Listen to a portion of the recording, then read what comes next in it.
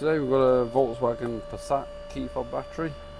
Easy enough these are. Pop out your emergency key, push the metal bit sideways, that'll slide off. Prise the back off.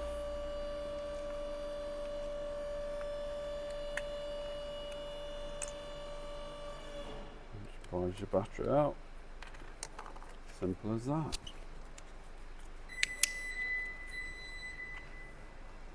2032 battery on these.